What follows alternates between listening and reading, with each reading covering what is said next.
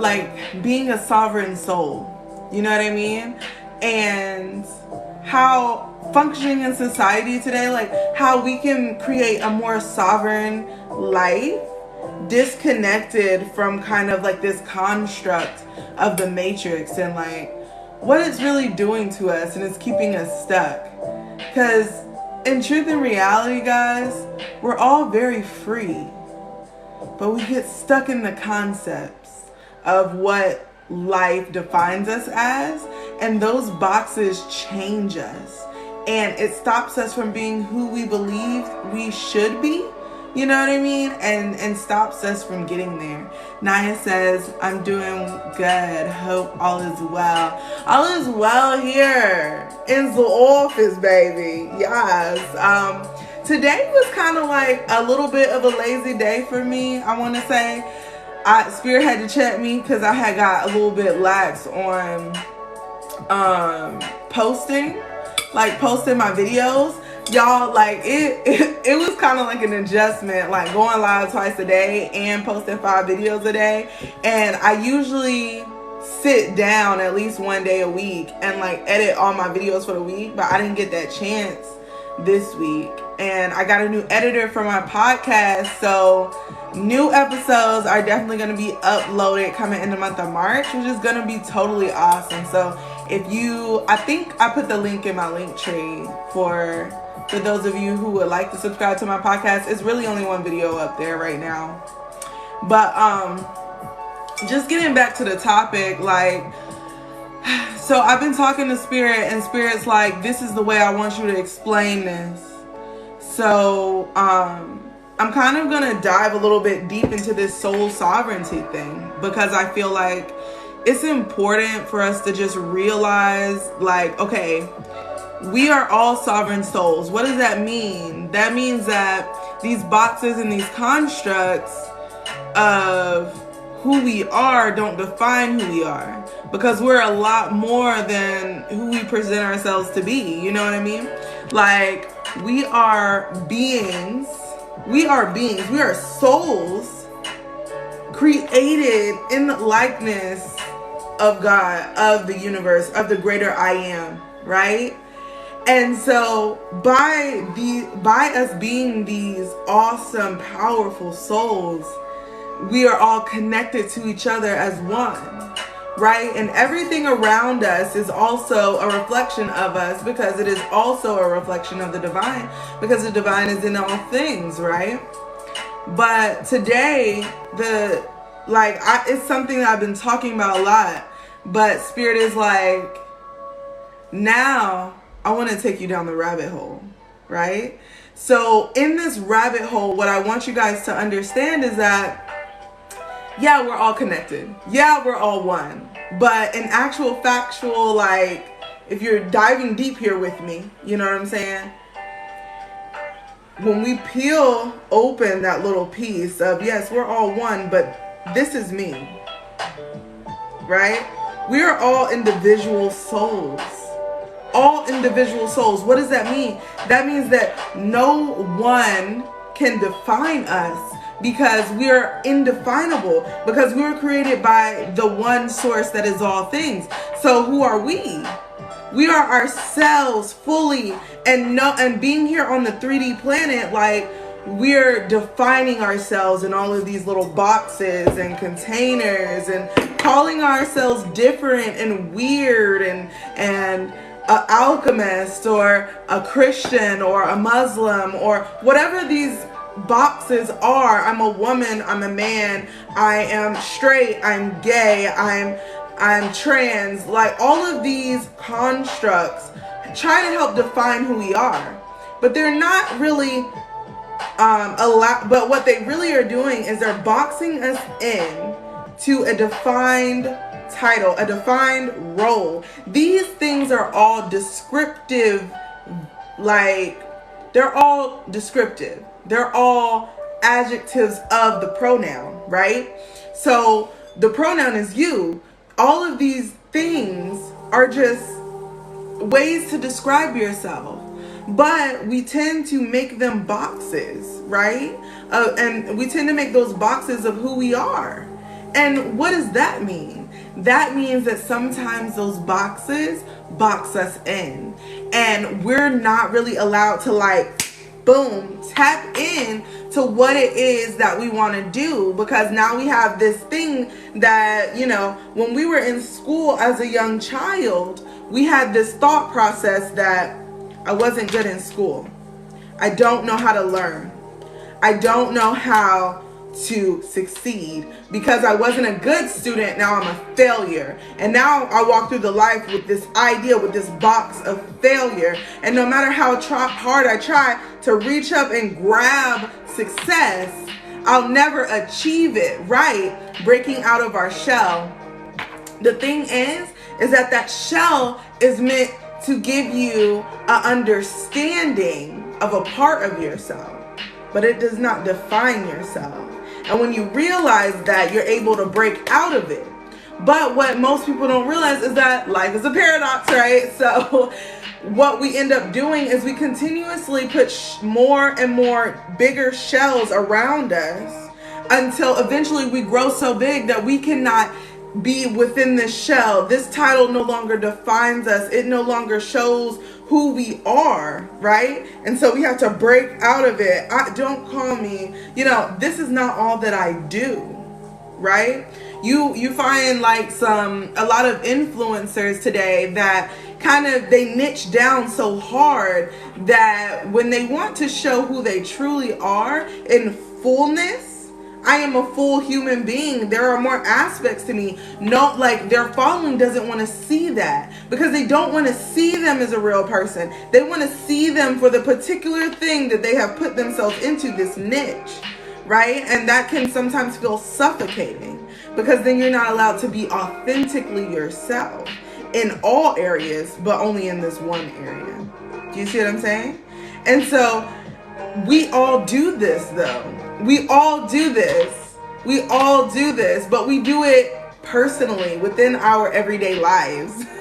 We do it all the time. And so what that does is that kind of like whacks us over the head with nonsense. Thank you so much, Marlene. I really appreciate the gift. And it's like, for real, like, how do we break out of these boxes? And so Spirit wanted me to kind of define as a being who and what you are. So I kind of told you guys, like, as a being, you are this soul that is created, this soul that is almost unfathomable to the human mind. How many lives you've lived, how many universes you've lived in, how many planets and understandings and like mechanisms that you've learned throughout living throughout the universe, not just on Earth. Because if we're thinking about how old the universe is, Earth is a baby.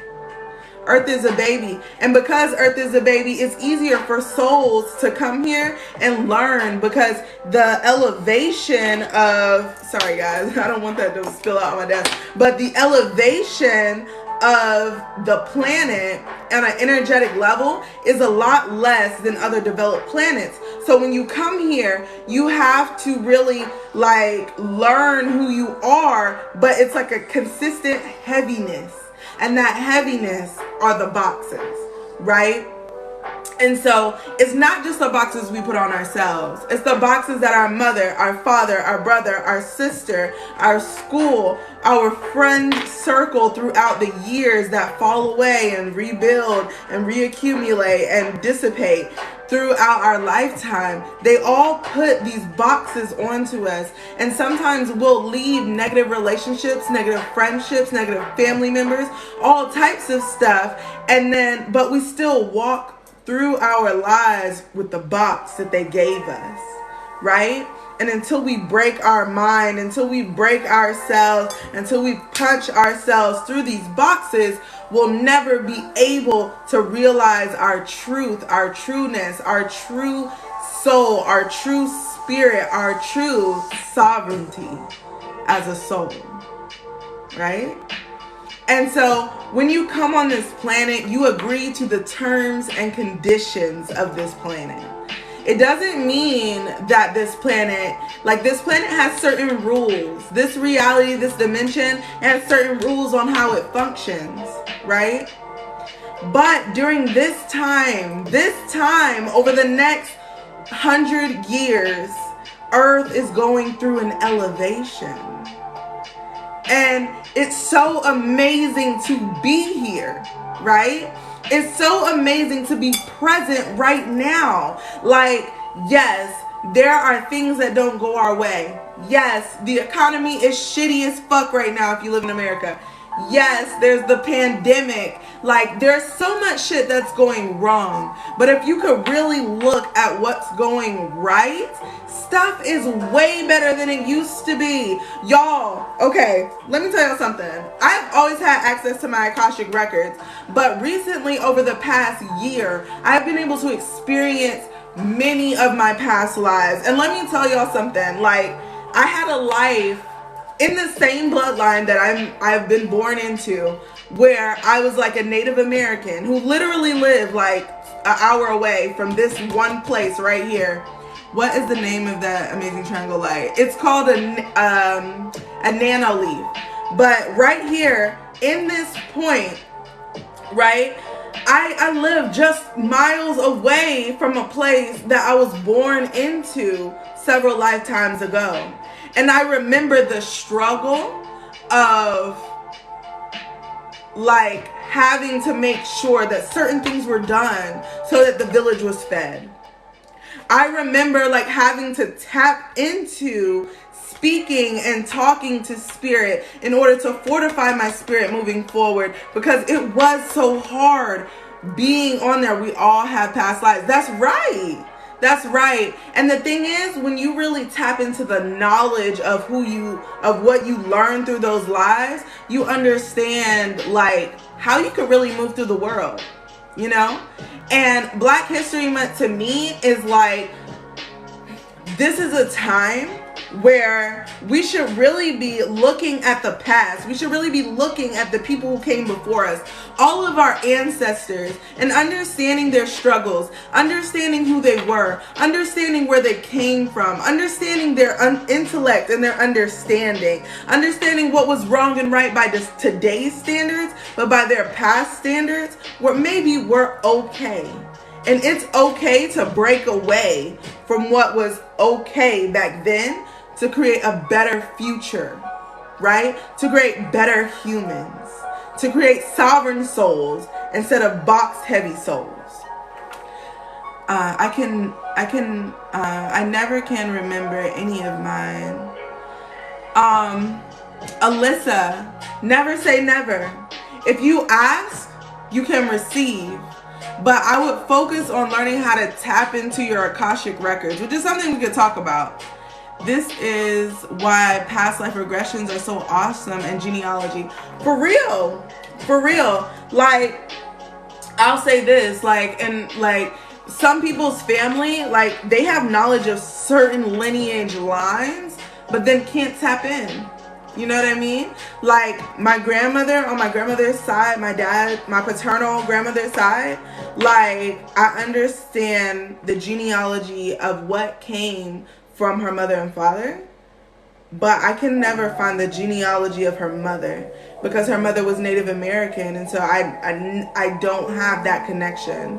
And so I really have to like tap in with her older brothers and sisters. She's like the youngest of 12.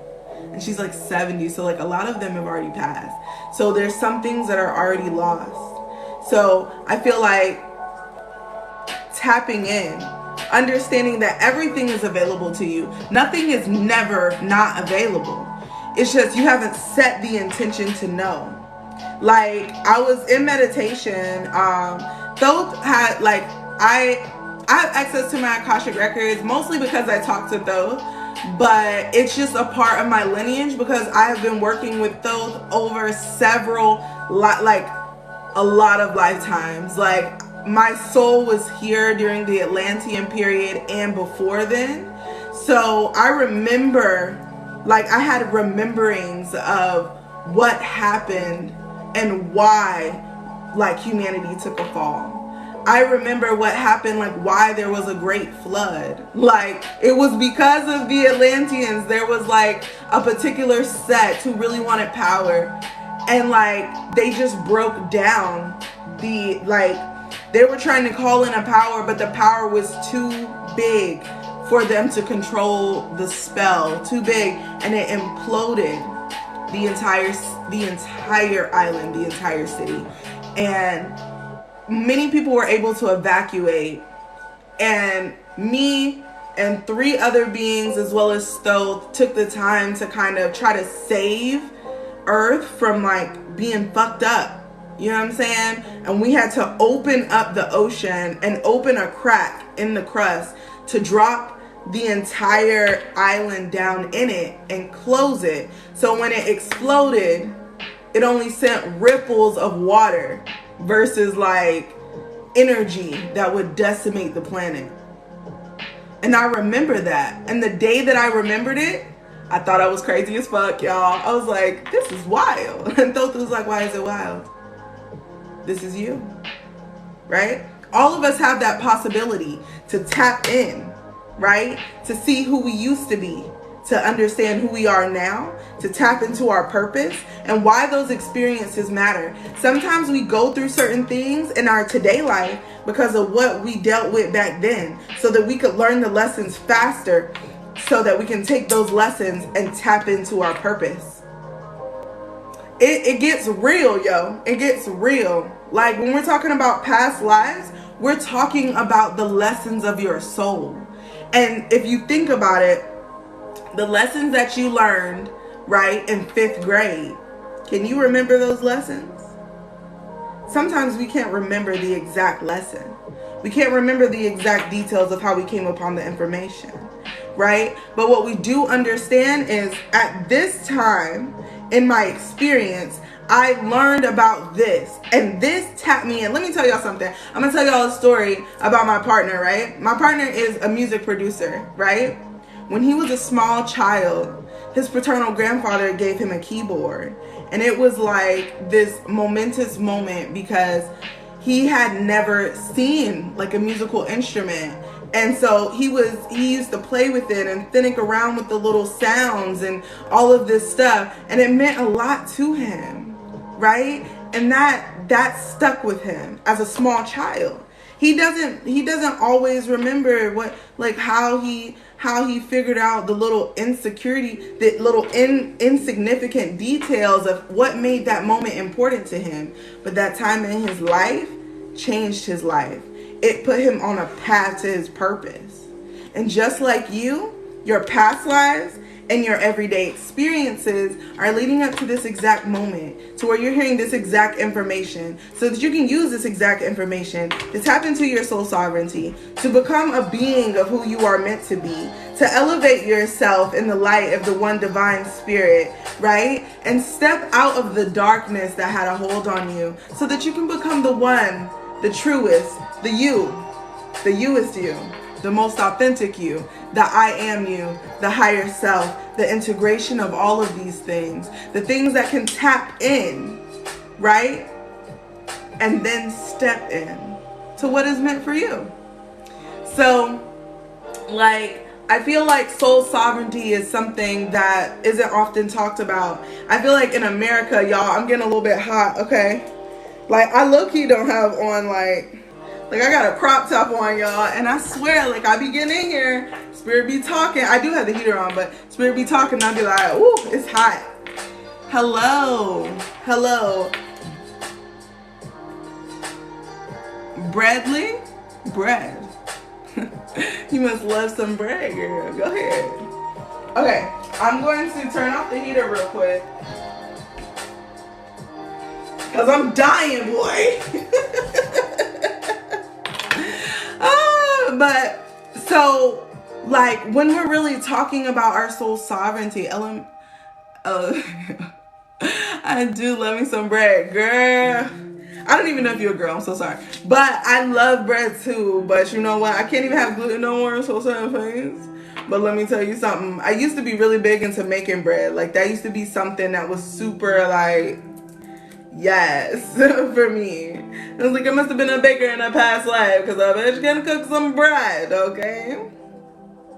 But, yeah, so what I'm trying to tell you is as a soul, you are able to elevate your mind. You are able to tap in and bring in the light of the one divine source into your vessel. And then you are able to exude that light, right? Spirit, we are all, sorry guys, we are all divine beings. We are all made of light. And so as light, we reflect light. So the way that the human vessel reflects light is through the soul. It's through our auric field. So I'm going to explain to you the reflecting understanding. I've talked about this before, but the energy of how your body reflects is like this in duality, but it functions in oneness. So if we're starting behind you, behind your vessel, you're going to move the light this way, then it circles back around, and it comes back behind. This is how light is supposed to flow. This is how your light is supposed to flow. So what you're doing when you speak to people in your most authentic light is you flow this way. And as they speak to you and they flow in the same light, the same way, what happens is you have these little shingly like reflectors, and they do like this.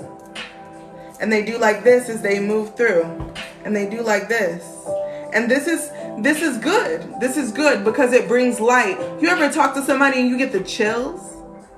You may have been tired and like you have no energy, and then you like, yes, I am reflecting my light with you, man. Like I am so hyped talking to you. It's because you're reflecting. You're reflecting the light. Now you have stepped into the light, and now you are the light, and now you are making a vortex of light with this person by being light beings together, by creating and understanding together. You've created a quantum entanglement with this information that is now connected to the grid of the earth. Now you have created this vortex of light, and that light energizes you. Now, let me explain. When we talk about people of the darkness, because I have to always talk about this because I feel like in certain sects we talk about demons and the devil and all of this stuff, but really what it is there are these spirits that I like to call the brothers of darkness, right? Because I'm an alchemist, these are the words that I use. Now, understand that the brothers of darkness have no power. They only have constructs that create power, because these constructs make you give them your power. So they eat it up like a vampire, right? So now we're talking about shadow work, right? This is an aspect of shadow work, but what it is a concept of the understanding, so you understand why shadow work is important, right? Right now we're talking about I feel like this is very philosophical, but when I reel it in, we will hit the points, okay? So I want you to understand that if you think about Earth, there are certain vibrations that certain people sit at. In that, you start in a certain dark place. It can be shadowy. It can be lighter than most, and it can be the darkest with no light available. Do you understand? And so when you're in this darkness, what is happening? I want y'all to understand something. When you're in this darkness, this is what's happening. You're inside of this bowl. There's a cap on you. There's a box on you, right? Inside of this box, I could be the God outside of this box telling you who you are, what to do, where to go, who to be. Do you understand? But when you grow yourself, you do your shadow work, you grow yourself out of this box. The box can no longer contain you. Now the box becomes a stepping stone for you. Do you understand? You're able to stand inside the box. The box becomes a hole for you. So you can envelop this. You can feel it with everything. I actually don't understand. Okay. So I think you came in a little bit late. So thinking about, I said that we have constructs, boxes that people put us in. This is an analogy, okay? So when we're talking about the Dark Brothers, what we're talking about is they created this concept with humankind, and it's the box. This box is this is your belief system. These are the things that you grow up with that constrict you, that stop you from being your ultimate self. These are the resistances. These are the titles and the misunderstandings and the understandings of who you are and who you're supposed to be. Y'all, hold on, my phone about to die. Okay. We're on the charger, yes. Okay. So these are your constructs. Now, once you start to dissolve these constructs, the structure of this box, it can't hold you anymore. So then there's a little hole that happens in the top. You're able to come out through the top. Now, this is your stepping stone. You can choose to go back through that hole, but you don't have to. You can stand on top of it and see what else is out here for me. You know what I'm saying? And during that time, what do? We create a whole new box. So, because we're defining ourselves, that's what the human vessel does. We define who we are and what we do and who we do it for. And sometimes these boxes will allow us to create other stepping stones to get higher and higher and higher. And then we reach the top. There's another box. So what we got to do? We have a dark night of the soul, baby. A dark night of the soul, okay? And then we have to break out of that box. Now we're back to the same thing, right? We're here. We're looking around. We're seeing what else is available to us. And based on our constructs, based on what is the original box, sometimes we haven't released the understanding, the limitations, the mindset of it. And then we become complacent because, wow, I dreamed so long about being here. I don't even understand how to want more. I think this is enough. Hold on, y'all. Okay, so breaking expectations and doing things for yourself to be your authentic self. That is an understanding, right? But that's not all that I'm saying. And what I want to say is that there's 6 people. Understand that with alchemy, you could hear the same, you could rewatch this 4 different times and get 4 different understandings, because it's beyond, it's so strange, but this is beyond an understanding, but it is a seed that is planted for your understanding, for your development to your highest and truest self, for your breaking away and your building of your truest authentic self, of your integration of your higher self to your I am self. And so I feel like I talk about these concepts in a very stair-step way on my page, because it's big. It's hard to convey without trying to, because like when I talk about it, I'm asking you to take the lid off your understanding. What I'm asking you to do is not so much try to understand what I'm saying right now, but to open up the box and let me fill up the box with this information. Because yes, we will take what is meant for us. That's correct. And then let me tell y'all something else. Whatever information that I put inside, whatever I fill your cup up with, right?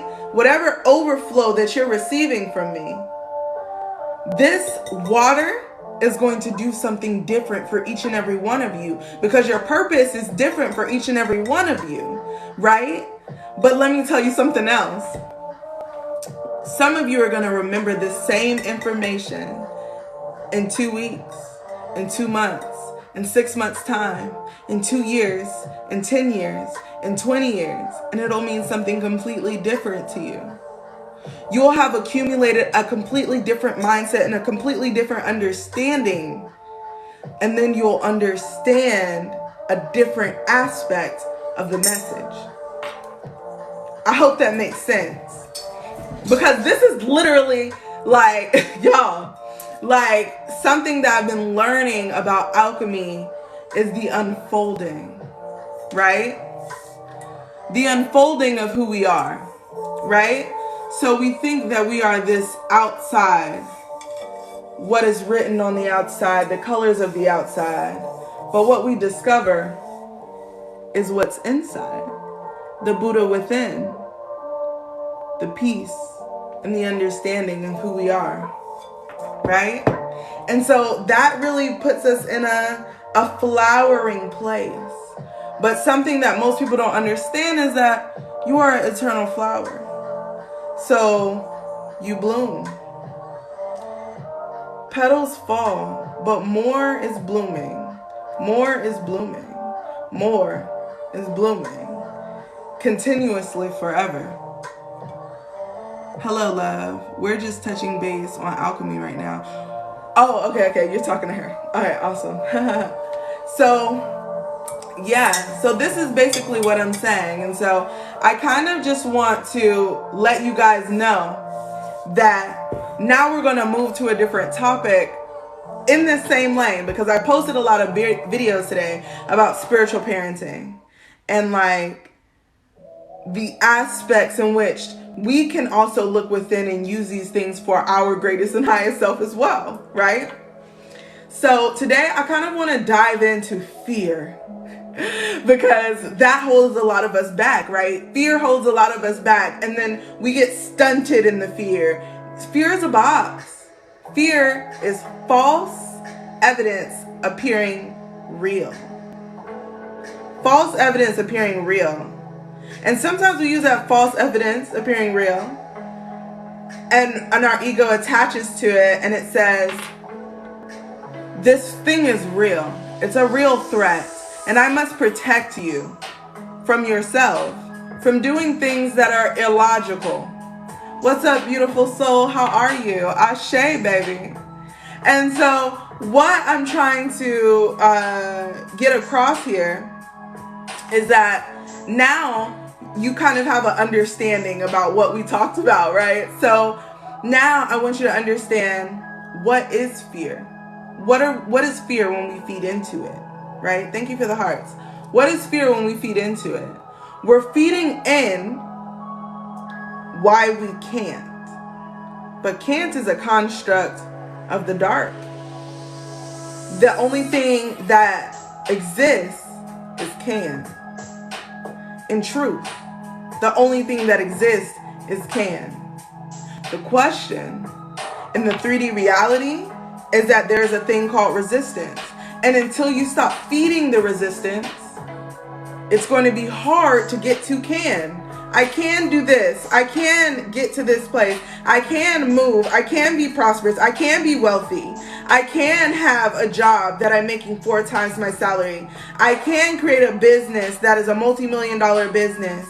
I can be a medium. I can have psychic abilities. I can be a great mother. I can be an amazing father. I can move in my light and project it to all that see and become the God that is within me, to exude it to everyone else so that they know that it's okay to be themselves. It's okay to show the God that's inside of you. Okay? You can, you will, you must, because that is who you are. You are greatness. You are powerful. You are gods and goddesses. You are the light. Right? And of the light, you receive information, because that information is important. Who you speak life, who you speak light into is important. Because when you speak life into the people, into the eyes, into the minds of every single person that is subscribed to your frequency individually, all of you that are watching, it changes. It changes your entire outlook of the world, because now you're not just this ethereal person sitting on a rock in the middle of space and nothing happens after you die. This is just the life. No, that's ridiculous. Do you know what kind of miracle had to align for this planet in a almost 12-planet solar system with a dwarf star that they won't acknowledge? Okay? that this planet supported human life. This planet. Not ethereally Jupiter. Not ethereally Saturn. Not Pluto, that's so-called not a planet anymore. Not Planet X, that surrounds a dwarf star. Not Uranus. Not Venus. Not Mercury. Not Mars. But Earth. Now I want to ask you a question. What events led to your birth on the planet? Do you know that it is, for you to be born here is just a miracle? It is a miracle. The odds are fucking ridiculous at this point. You know what I mean? But for you to actually live to the fullness extent of your life is even more of a miracle. So why are you living each day, day to day, like you have it forever? You don't. Why are you walking each day complaining about what you don't have when you can have it? If you decide to have it, if you step into and say, thank you, Source, I will move in a way that will allow me to have these things. I will speak in a way that will allow me to have these things. I will feel in a way that I feel like I have these things already. And then as I move, everyone around me who does not resonate with this will fall. Goodbye. Because your light has planted the seed within them. If they denied it, that's not for you. You're not to water that. You're to plant it. When their soil becomes enriched enough, then the seed will grow. Right? Just like right now, I'm planting so many seeds within each and every one of you. And depending on how your aura is, who are you talking to? Who are you experiencing this light with? Who are you making funnels of light with? Who are you speaking to? Who are you creating within yourself? What are you creating? What relationships are you creating? What mark are you leaving? Right? And based on the fertility of this soil will be how the fruitfulness of this plant will grow or not grow, which creates infinite possibilities for all of you. But the seed must be planted, because if the seed is not planted, none of you will hear the divine guidance. None of you will hear the divine speaking, whispering, hey, it's okay. I don't judge you. I still love you. I am here with you, unconditionally loving you. Always trying to lead you exactly to the point in which you said you wanted to be. The dreams that you had as a child, the dreams that you had as an adult, the dreams that have stuck with you your entire life. They are not for naught. They are for you. They are your mission. They are things that you are to complete.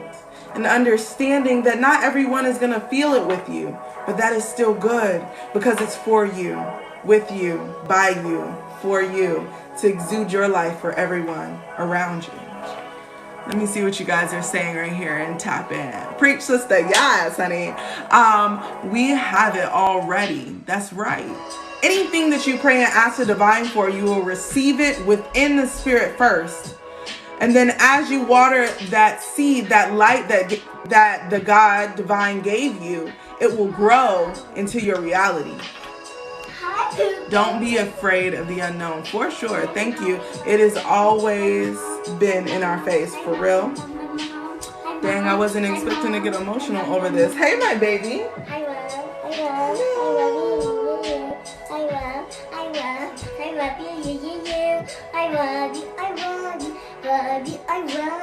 Wake up, beautiful souls. For real.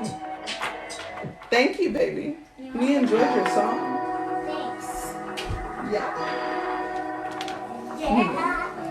I'll see you when you're done, Mom. All right, Essie. I love you. I love you too,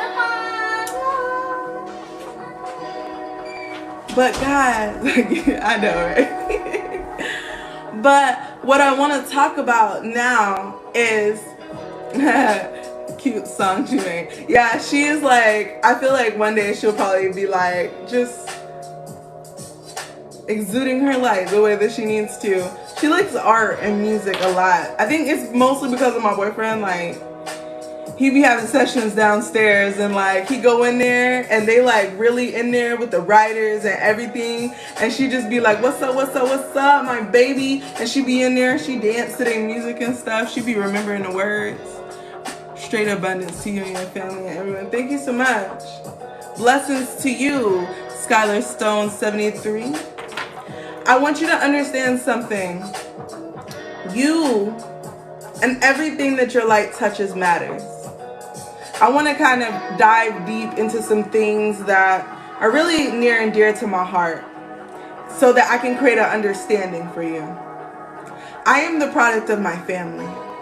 Now, I want to tell you something about the ancestors that support me because they matter to me. They matter to me. They may not matter to anyone else, but they matter to me because they've created me. They invested their time and their light and their energy and their wisdom into me. And so now I'm able to be here doing this with you, giving to you in a way that will actually help you to exude your light, right? And it's something that my grandma used to say, right? I'm so sorry. But I'm glad that it's touching you, right? My grandma, she used to say, baby, I never could have imagined where I am right now. And that's good for me.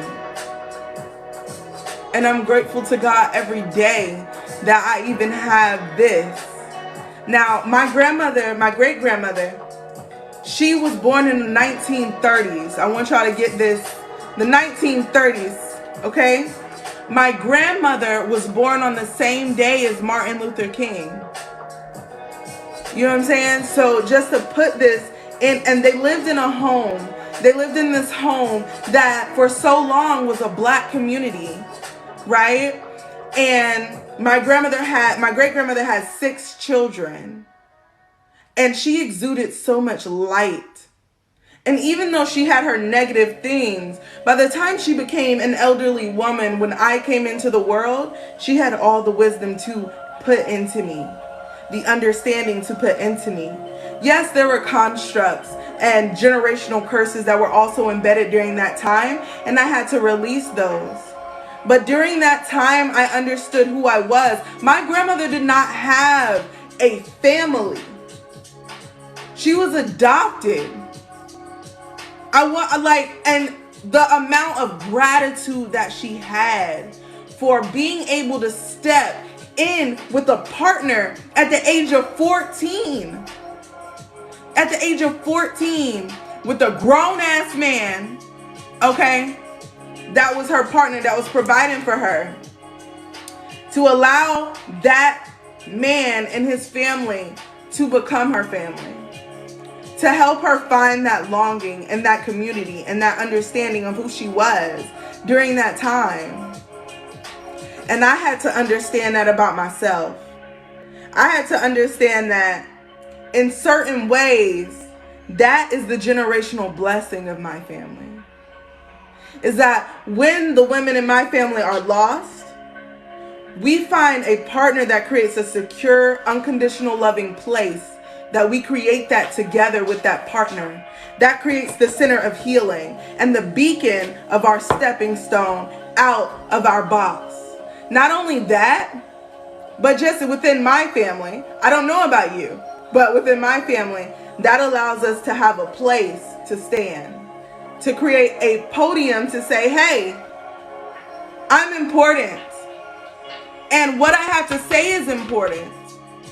And for so long, this was hard for people in my family, and I had to break that because this message matters. Everything that I'm saying to you right now matters. Some of you that are popping in and out of this room may not think that it matters, but the ones that are here, it resonates because it matters to you. I hear in someone else's family, there was no partner. Mother had to be a standing beacon on her own. Learned that at a young age. You know what I'm saying? She knew how to stand tall. So you know how to stand tall, right? You know how to be that beacon. But sometimes the words cut too deep. Because now you're tapping into the over masculinity of that side. Everything good has an equal and opposite thing, right? So whatever we see good also has a negative side. And we have to understand that, right? So you have to understand that there are some things that you're not going to like about your mother, your father, your sister, your brother. And there's going to be some things that you are grateful that they shine their light on you that day, that year, that month. That you had certain people in your life for such a good time. Right? And what I'm trying to say to you guys is that you're able to elevate yourself. You're able to grow. You're able to just shine your light and feel it. Feel it truly. Tapping in. Y'all, I'm getting shivers all in down my spine, okay? Like, Spirit is just like, tell them. Tell them who they are. Because who you are and the backs of the ancestors that you stand, oh, babe. You are powerful beyond what you think. You rise with a place that you have not yet. That those people that backs that you stand, they could not even have imagined what you have. They could not even have had the access to what you have had access to. You complain about making $100,000 a year, but they couldn't even make $50,000 a year.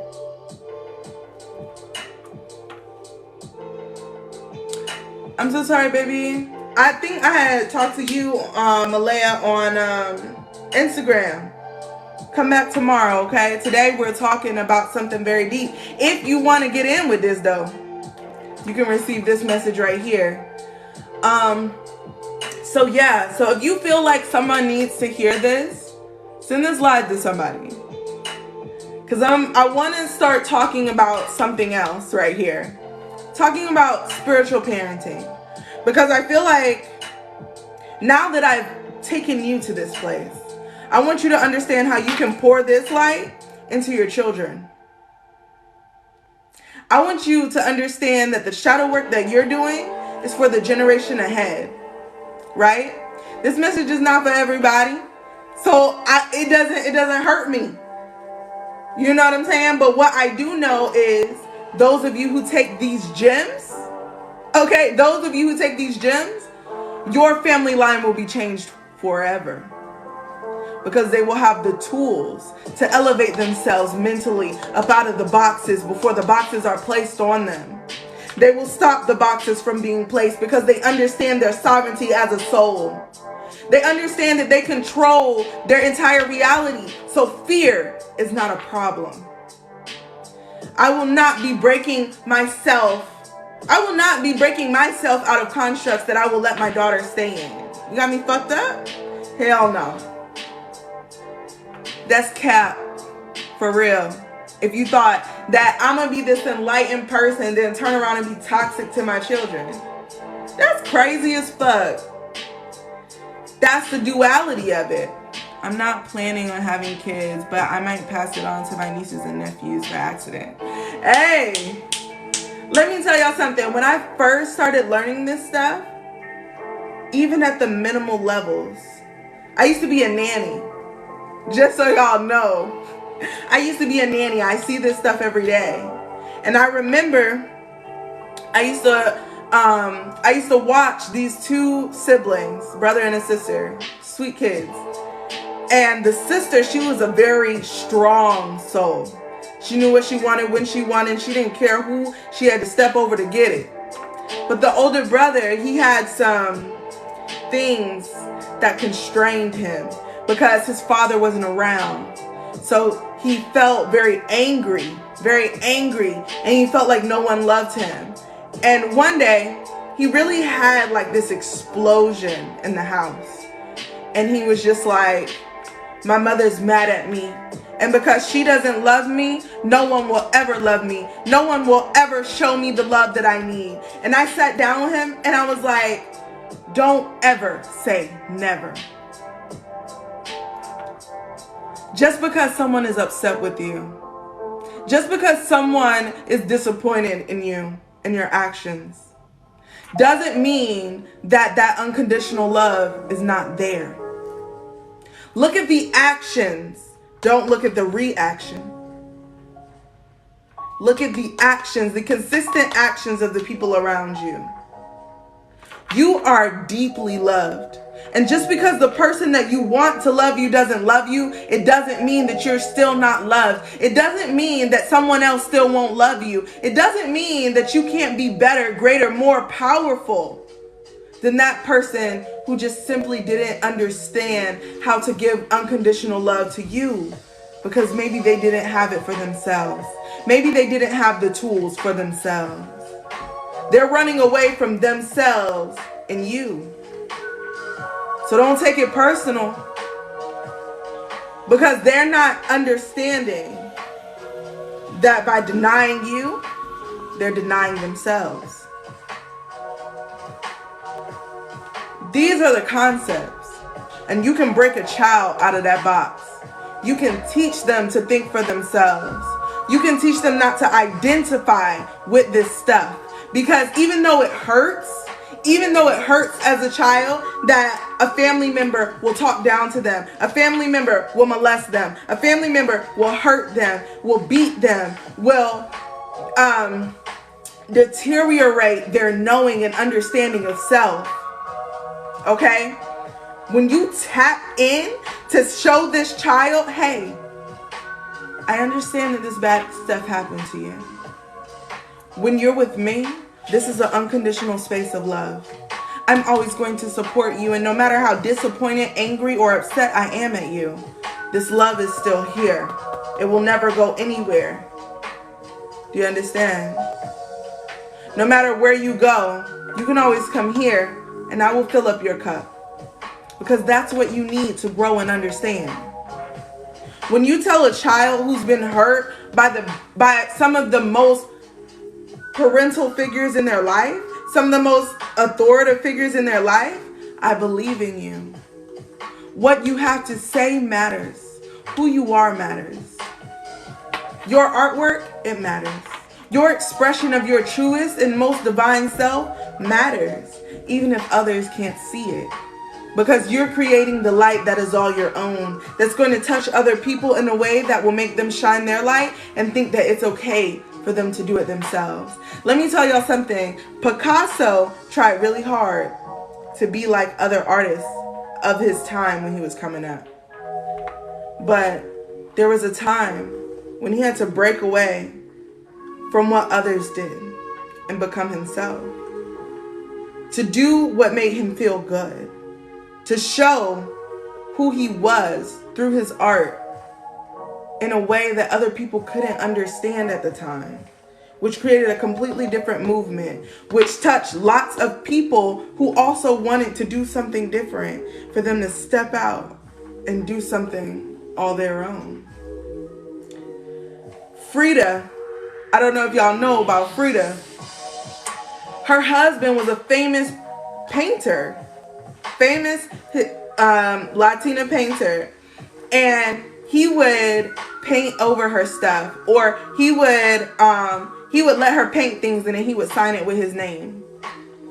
And one day she was like, I'm going to paint myself. Since everyone's seeing me as a woman and not the truest divine sovereign soul that I am, I will paint myself to show who I am, to express who I am, to show my light in this way. Do you understand? Like, you are powerful. Just like, I saw that movie. That movie, powerful. I had to, and oh my God, like, if we're talking, if we even go a little, oh y'all, like, Salvador Dali, crazy ass motherfucker, but he was a visionary. He was doing shit that would make people's eyes be like, what am I even looking at? Did y'all know he had a movie with Hitchcock and that shit was like being on shrooms? It was a really cool cartoon though. But then let's reel this into Black history as well, right? We're talking about Martin Luther King. He seen a problem and he wanted to step forward and do something. Malcolm X was the flip of that same coin to do something, right?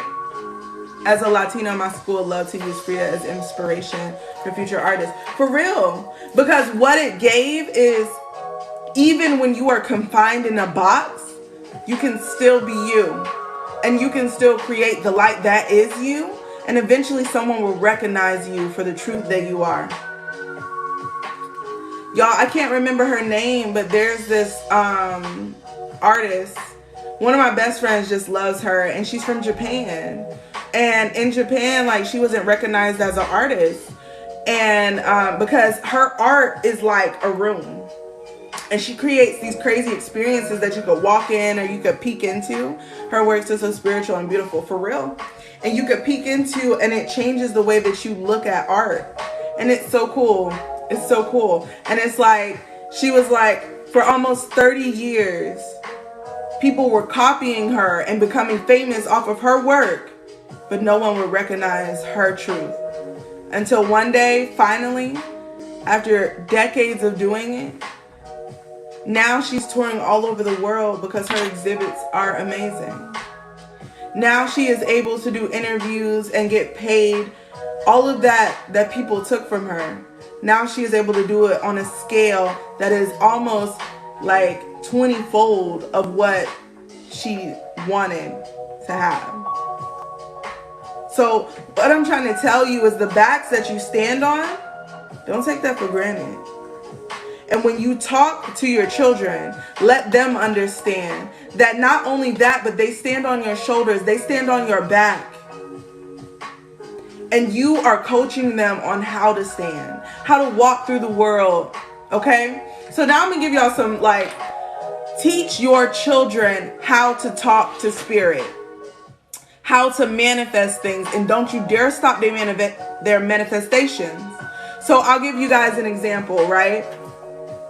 So my daughter, she was like, she's been talking since June. Because like right after her birthday, like my daughter, she just like, she's very intellectual. And she likes to watch videos and different stuff. And so like around June, she started to see like what commercials were. Like she's 4, but this is like the first time like she really tapped in to understand what a commercial was. And she was like, Mom, I like LOL dolls. And I was like, okay. And she's like, Mom, I want LOL dolls, but I want an LOL doll house. And I want the one that has the pool and the carport. Now, she talked about this. I told her, I was like, well, if you want it, I want you to think about it. I want you to understand what it'll feel like to have it. Watch videos of people playing with it so you can understand when you get it, how you're going to play with it. You know what I'm saying? I wanted her to go through the process. Now, the house that she wanted was $69. I'm giving you this point because it's very important. The house that she wanted was $69. That's the ad that she saw. But because she thought it and felt it over a 6-month period time, right? She was getting a doll here, a doll there. But on Christmas, for Christmas, my mom asked me what she wanted, and I sent her the house. For Christmas, my daughter got a LOL doll house that was their mega mansion house. It's not the one that's $69. It's the one that's $299.99. But she manifested that. Because that's not what I would have bought her. I would have bought her exactly what she asked me for. You know what I'm saying? Because I don't like giving people what they're not going to play with. You feel me? But my mom was like, I believe this one will allow her to grow into it. I believe that once she has all of these dolls and all of this experience with this stuff that she says she likes, she'll be able to really envelop herself in it and understand herself through play. Like this, doing this. Not only that, I told you guys, she said she wanted a carport. So my mom forgot to send the car. But she went over there like a couple weekends ago and she got a car. So now she has a car for her house. Right? So what I'm trying to tell you is you can do the same for your kids. It doesn't mean that you have to overdo it, but what I'm saying is when people want to bless your kids based on your child's manifestation, let those blessings come in for them. If your child says, Mom, I want pizza, right? And you're like, okay, well, nah. You know what I'm saying? We're not going to eat pizza. I'm cooking tonight, da-da-da-da. But then, like, maybe 2 nights later, someone it's like, hey, I'm taking the kids out for pizza. Is it cool if your son comes with us? Why would you deny that blessing to your child? They manifested that. They told the divine that that's what they wanted. And so it became. So if you allow their blessings to come in, what are you teaching them? You're teaching them that they know how to control their reality. That if they put their mind to it, that they can achieve it, right?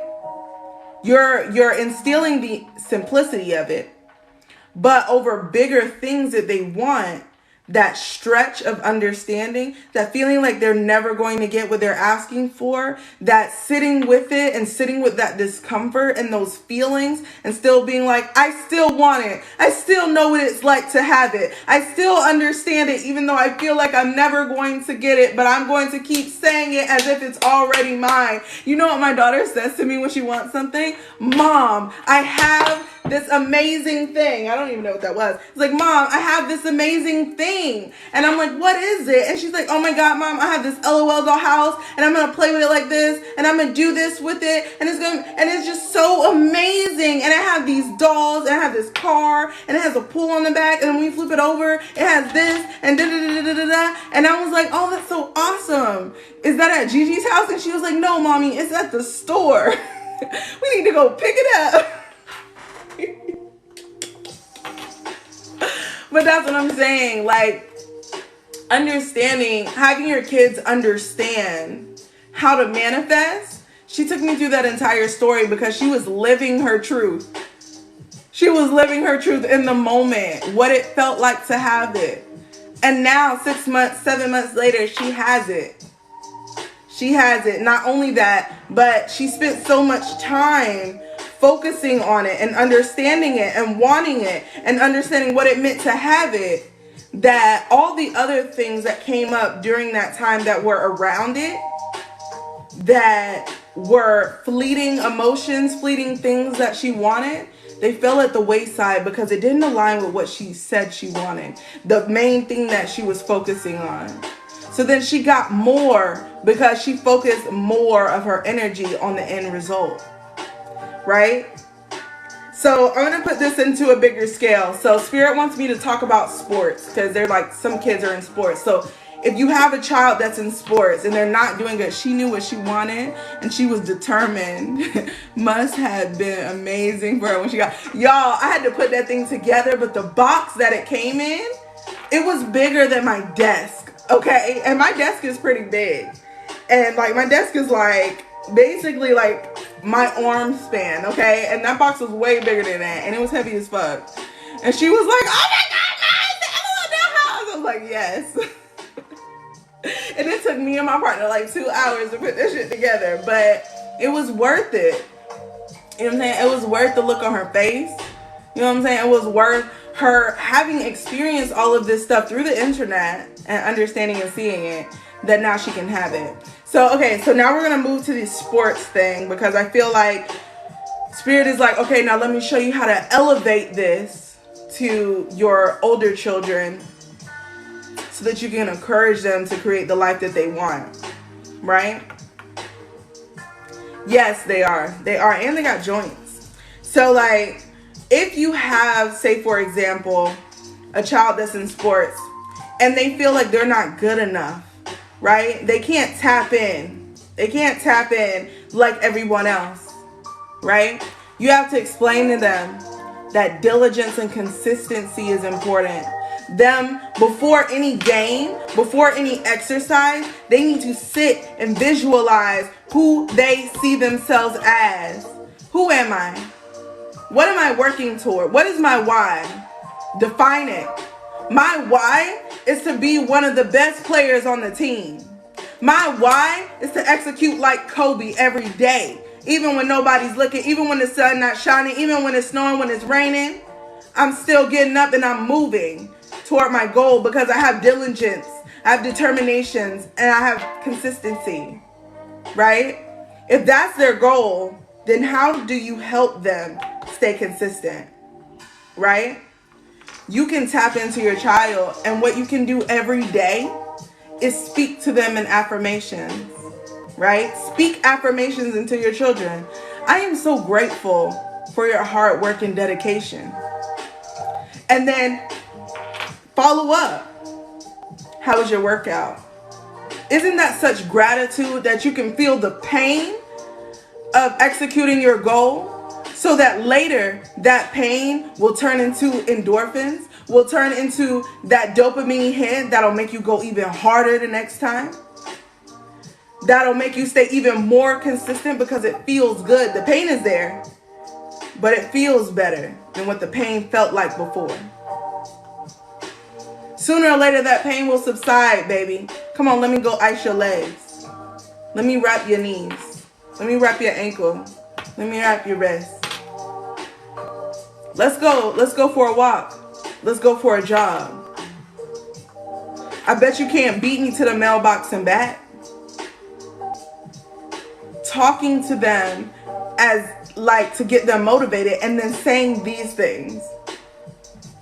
I know that you're powerful and everything that you want is already yours. I'm proud of your consistency. And even when, sometimes you fall off the horse, but it's your choice not to get back on. Don't let fear, false evidence appearing real, stop you from your truth, from shining your light, from becoming the best version of you in the future. Now, you're thinking so much about the future. I want you to become that now.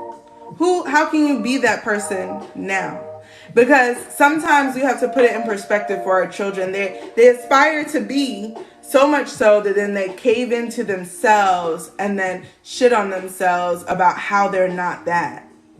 But if we really tap in, if we really see what's going on, then we start to understand not just that, but hey, now you're able to expand your awareness, child. Now you're able to understand that you can create whatever it is that you want with consistency and dedication.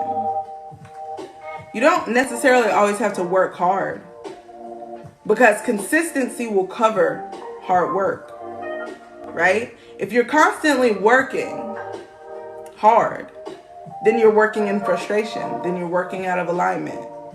But if you have the work ethic, it doesn't matter if you work hard or not. The consistency and the determination is there to keep you going, to keep you moving, to keep your gears turning, right? Once it becomes a habit, it takes 21 days for something to become a habit.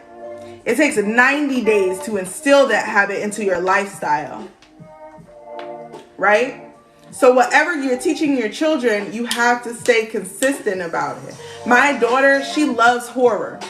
Right? She loves horror stuff, just horror everything. And for a long time, I had a disassociation with that because I used to see spirits as a child, and I got into a lot of horror stuff because it made it feel normal to see spirits, to see dark entities in my room at night, to see things sitting on my bed, to see things waking me up in the middle of the night, to see darkness on top of people exuding from their bodies. I used to see that as a child, so I used to watch horror to make it normal. And seeing my daughter do that, it reminded me of, oh, I used to do that too, to make it feel normal. So when she started having nightmares, I then told her, I was like, okay, so this is what we're going to do. We're going to set some boundaries here. No scary stuff right before bed, okay? And then what I started to teach her is we started to have this mantra that we would say before bed. And I would say, what do you have? And she would say, I have power, right? And I'd be like, what do you have? And she's like, I have power. And like at first he'd be like, I have power. And I'm like, what do you have? I have power. I'm like, what do you have? I have power. Okay? Why you keep asking me? What do you have? I have power! Right? And so what we're doing is we're coaching our children to understand that their power can oversee any fear, can oversee any doubt, can oversee any feelings of unworthiness and not enoughness. Because in their overseeing in their power, they become more powerful, they become more worthy, they become more enough because they tap in to their true worthiness. They tap into their sovereign soul. They tap into their true wealth of knowledge and spiritual understanding, their true wealth of divine light within their life. They tap in. Okay? And when we teach our children to tap in, what do? We also tap in, right? Because we have to be tapped in, tuned on, and turned on so that we can lead them in the right direction. Not everybody is going to have this, which is why I'm telling you guys, because somebody that's hearing this right now, you might not have kids, but you may have them in the future. Somebody else that's hearing this, you may have nephews and nieces. You may have brothers and sisters who need this understanding, who need someone to be that pillar of unconditional love, to give it out so they can understand what that is, how to function in it, how not to chase it out here in these streets. Because they can find it in you. And when they understand how to find it in you, what that does, that plants a seed within them so that it can grow within them. So they can learn how to love themselves in the way that you love them. Right? The way that you love yourself is the way that your children will love themselves. The way that you exude love to them is the way that they will exude love to others and internalize the way that you love them. So if you love them half-heartedly, if you love them conditionally, then that's how they will love themselves, and that's how they will love anybody else that they interact with, right? And that's the point. That's the point. Today, we're not really just talking about anything, but what I'm trying to tell you is that your light matters. Who you are matters. What love you exude matters. Let me tell y'all something. Me and my mom didn't have a good relationship for the majority of my life. Me and my mom are right now at the best cordial place we've ever been in my 27 years of being on this planet. But you know who loved me? Who kept me in the understanding of unconditional love? Who kept me in the understanding that my love, my sovereignty, who I was as a soul still mattered? My grandmothers. My grandmothers spoke to me. My uncle, who was a part of the LGBT community before there was a community. He breathed life into me. It's okay to be different. It's okay to believe in stuff that other people don't understand. It's okay to step into your path and do the things that make you feel good because it makes you brighter. That's what he would tell me. You look so much brighter. You look happy. And I'm glad to see that in you. And my grandma will always push me and encourage me, do that thing, baby. I don't understand it, but I know that the light of the Lord is on you. So go out there and do it. Do you understand it? How you can do that for somebody in your life? Somebody's going to call you in the next few days and they're on the cusp of something. They need your encouragement, your unconditional love. They're going to start hitting. I feel like this person, there's a specific message coming in through. This might be just for one person, but someone's going to call you in the next few days and they're going to feel they're going to be in this energy. And they're going to be like, I really want to do this. I really feel like this is for me.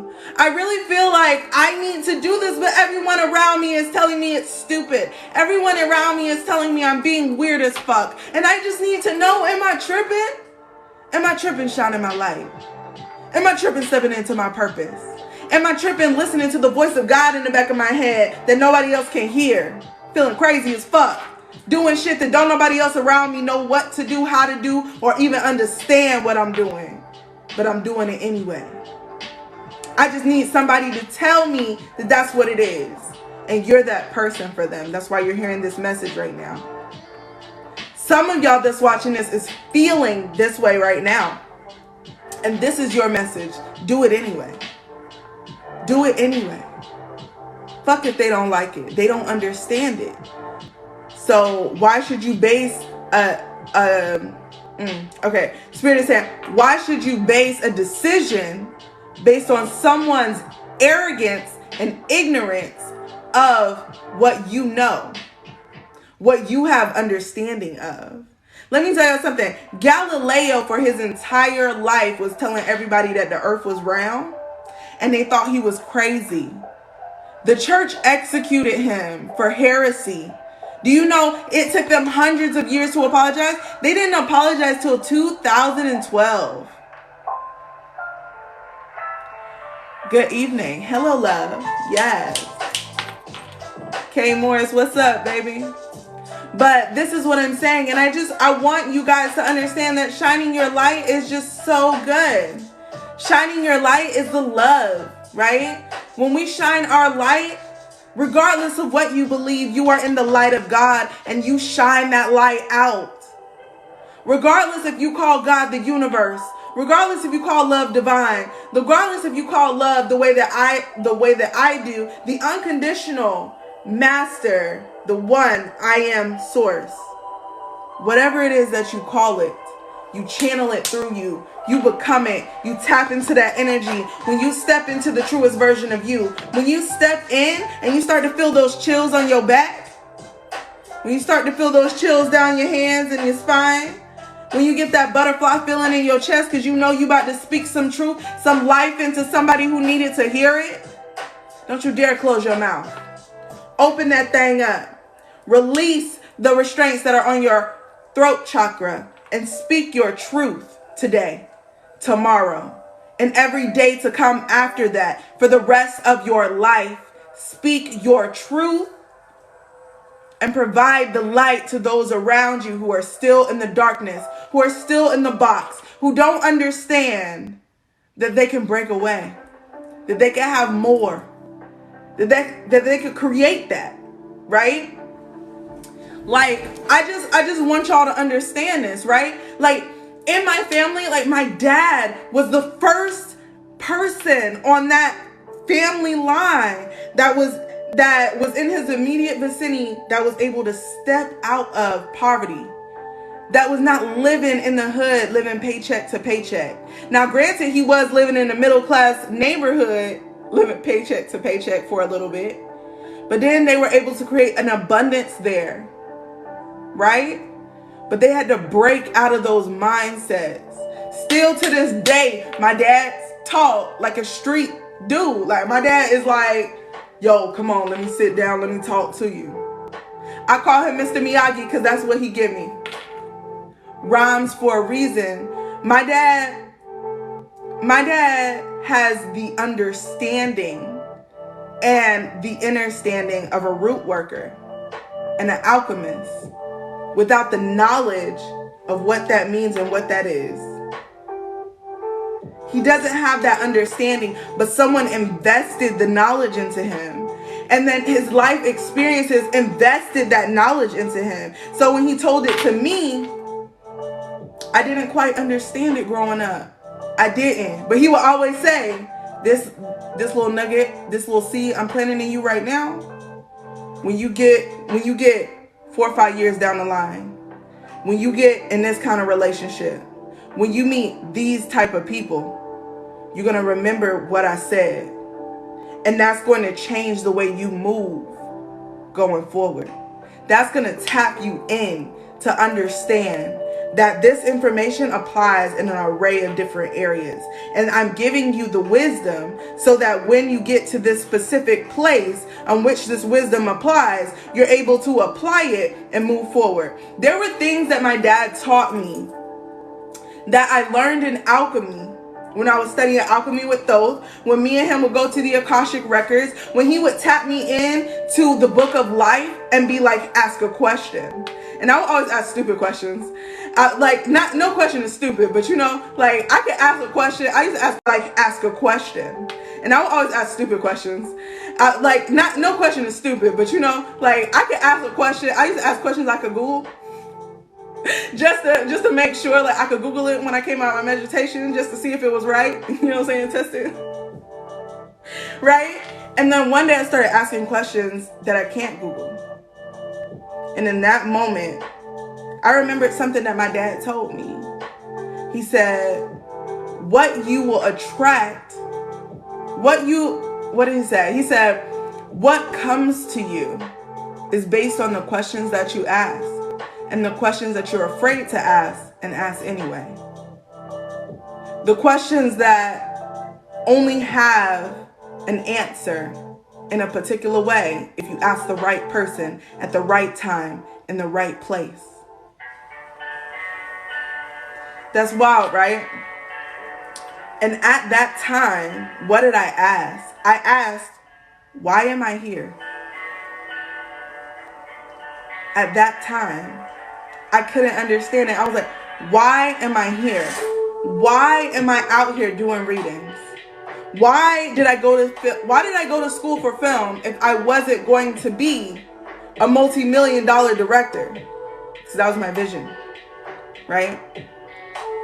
Why am I here? Talk to me. Tell me what to do. Where do I go? Because I just don't understand and I need the understanding. I said, I'm ready to step on the journey. I have nothing else and I have nowhere else to go. I cannot go back and I want to go forward. Take me. OMG, I want to be a director right now. Do that shit then, baby. Yes. Something that I always talk to like when I was in school, I would just say, like, if you want to be a director, make movies. Make as many movies as you possibly can. It doesn't matter how shitty they are. It doesn't matter if you filmed it with a phone. It doesn't matter if you film it with that new Google phone. That shit fire, by the way. It doesn't matter what you do, right? They had a film that won Sundance like 2 or 3 years ago that was filmed on the first iPhone that filmed 4K. And they were able to film everywhere without having to pay for a location because people just thought that they were just on their phones, like taking pictures for Instagram. Recording little basic, regular, everyday people stuff, not making a movie. Right? Guerrilla style, baby. Don't be afraid out there and get where you going. Do it anyway. Right? If that's your light, that's your purpose. So that's what I'm saying. Like, you lock in, right? You understand the progressions and the feelings that come with being a human being. And just to say something with you, Bradley, is like, if you're locking in to understand as a human being what it feels like to be a human being, the trapped, the boxes, the understanding, when you make a movie, it doesn't matter if it's shitty.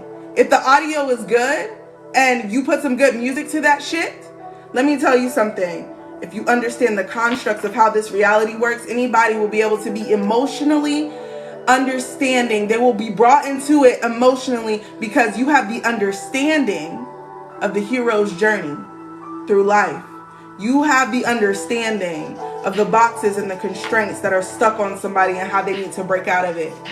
And your movie might touch someone who is trying to break out that exact box that you made a movie about. Right? I'm gonna let y'all know something. Like, I love watching anime. I am an anime geek. Okay? I love it. I low-key don't like watching other, like, if it's not sci-fi, I'm not watching it. Like, that's just me, right? I'll watch other stuff to support, like, my other friends, people who do film, etc., etc. But that's not my forte. I don't like reality nothing. Because why am I watching something about a reality that I don't want? Because I'm living that reality right now. So I watch anime, and specifically I watch shoujo, right? And something about this genre of anime is that the main character starts in a place where it's like, I don't care what nobody think. I'm going for this. Period. Oh, you think I can't do it? Let me show you. I'm dedicated to this. You said you're gonna do what? No, that's what I'm doing. Let me prove it. You can do it. We can still partner up. You can still try. But I'm just letting you know, I'm dedicated and I'm consistent. And I'm getting to where I need to go, no matter what. I might have a downfall. I might doubt myself along the way. I'm creating a structure of people around me that even when I fall down, even when I'm crying, even when I feel like maybe I can't do it, they're like, no, we doing this. We out here. We done left everything that we know back here for your cause. Get your ass up. We about to march forward at full speed. Fuck a nigga who want to get in the way. Period. That's my kind of show. Because that's the type of person that I am. And it took me a long time to realize that's the only kind of anime I like to watch. I'm like, if the main character not about that life, what am I watching it for? The main character has to be aligned with me. I need to be able to see myself in the main character. If I'm seeing myself in a character that I don't understand, or that character is back in a place in which I don't want to go, I'm damn sure not watching it, because what is happening when I watch it? I love your laugh. Cool. But yeah, I love those type of main characters for real. And the thing about it is, when you're thinking about the type of characters that you're watching, the thing is that you're seeing the show through their perspective and their eyes. And there's nothing wrong with seeing a different perspective. But what I want to point out to you is, if I'm seeing a movie, right, and the character doubts themselves, and because they doubt themselves, it creates a moment where they go through a dark night of the soul. And if this character never makes it in an upward trajectory for that dark night of the soul, for me personally, I don't want to see it. I don't want to see it. Because you have two choices. You can go down into the darkness, and everything can go wrong in your life just for it to go right in an upward trajectory. You know what I'm saying? But if I know emotionally, I don't want to take myself down to somebody's dark night of the soul in a particular way, right? I was sexually traumatized. I don't watch movies or any shows about sexual trauma because I don't want to take myself back there, because I already have synapses in my brain that are designed to tap in to that place where I will take myself back there. I will start drawing that stuff back to me, and I've cut it off. So if I involve myself in that, if I start to feel that, if I start to live in that through a different character, through the eyes of a character, what am I doing? I'm asking the divine for that. I'm asking the divine for that. And when I knew I wanted to be a director, I was like, I'm going to change that in the movies that I watch. I want y'all to understand something. The movie Avatar really sat with me. Why?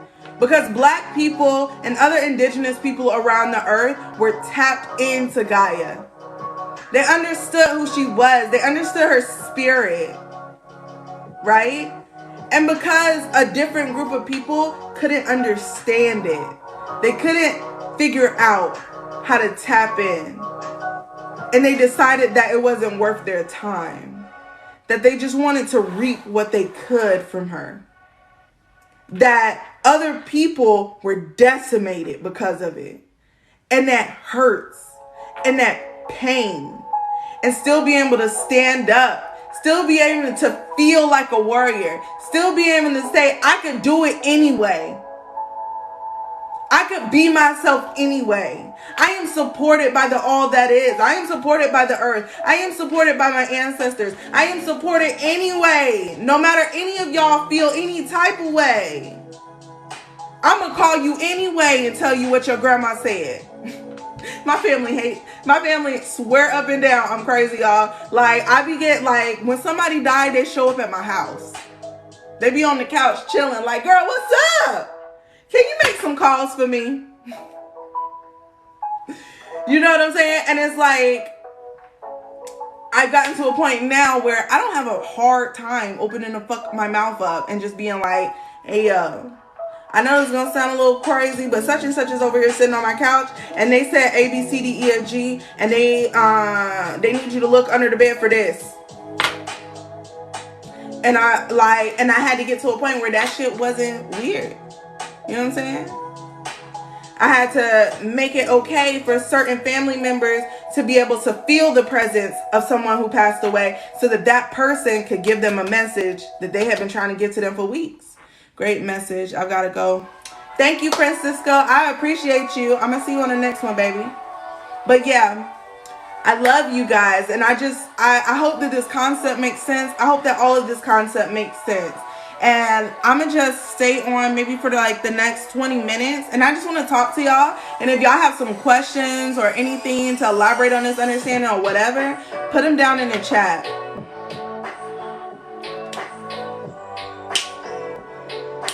Y'all, I did not realize, but my lo-fi, like background music says, take your time, lo-fi for witches only. That's hilarious. Y'all see my logo back there? Isn't she fire?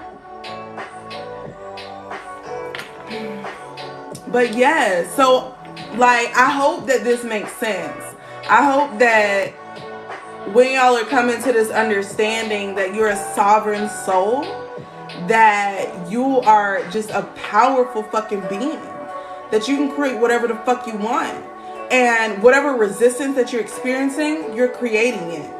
So stop feeding it. Amazing logo. Yeah, thank you. Yeah, like somebody told me, like I was allegedly tripping on shrooms with one of my friends, and she was like, she described who I was. I had made this logo like about 2 years ago, and she said, you look just like your logo. She was like, you look just like your logo in spirit. And I don't think like she ever really just like, because I don't have like a website or anything. So she was just like, yeah, like you have all the arms and everything.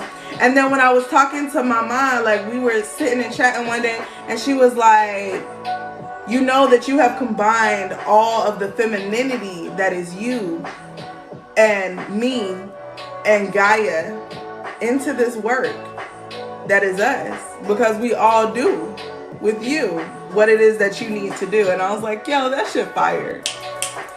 Snaps for life. Thank you though. I appreciate that. So yeah, like if y'all have any questions or whatever, like we could just talk at this point. How is everybody doing? And like did you receive from what we were talking about, or like how did it feel?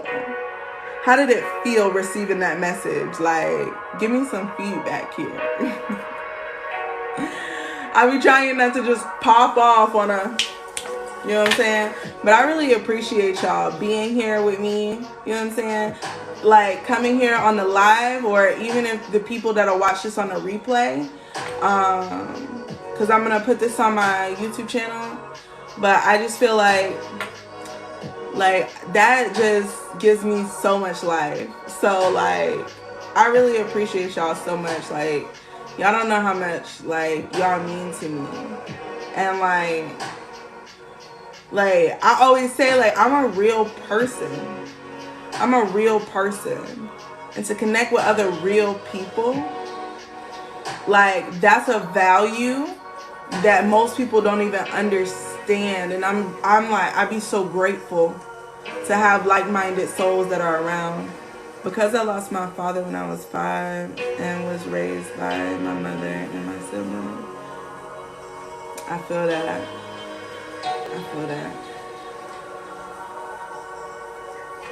I hope that resonated with you, my God. Like I feel like when it comes to like losing a family member like that early in life, it changes the way that you see things. And you mentioned how the mother had to learn how to raise her child. Yeah. I'm glad that it resonated with you. I appreciate your feedback. Thank you. Like, I know like when I got pregnant with my daughter, like Well, I had got a lot of downloads. Like, my grandma had passed a few months prior, and she came to me in a dream the night she died and told me that when I woke up, she would not be here. And she was like, I'm going to help you bring your daughter into the world. Because I had several miscarriages before that. And, like, when I had my daughter, my entire life changed. The way that I thought about life completely changed. And I think, like, because she is like this kind of starseed child, like, when I had her, it tapped me into like all of my spiritual gifts again, and then like my purpose as well. And I always say like she's my sunshine, but it changed the way I view like my entire life. And I know like going forward, she'll understand the progression of who I am. Whereas the children that come after her will only understand who I will become and who I have become in the future. You know what I mean?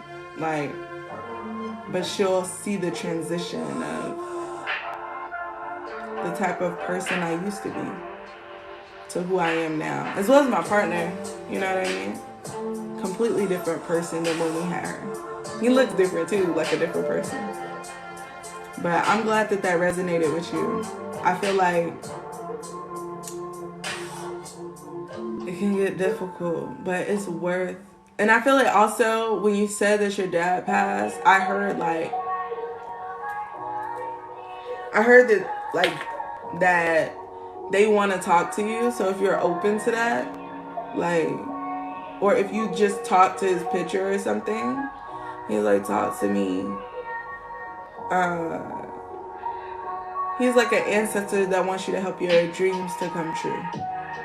So if that's something that you're interested in, I suggest you kind of look up and understand that so that you could tap in with him. Because he said whatever you want, if you write it down and you make it a detailed plan and you start to execute it, he'll make sure that the opportunity is open for you.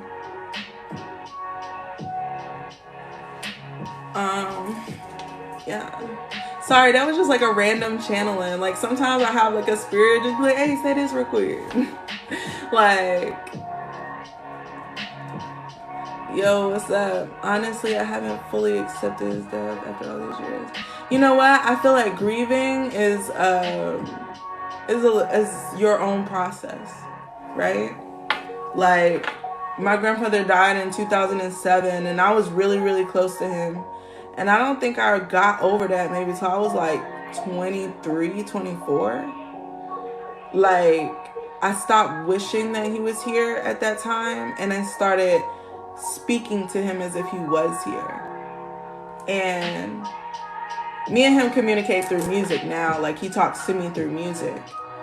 So I feel like, you know, sometimes like connecting with the spirit and understanding that their spirit is there and that they're willing to like work with you through the veil kind of helps.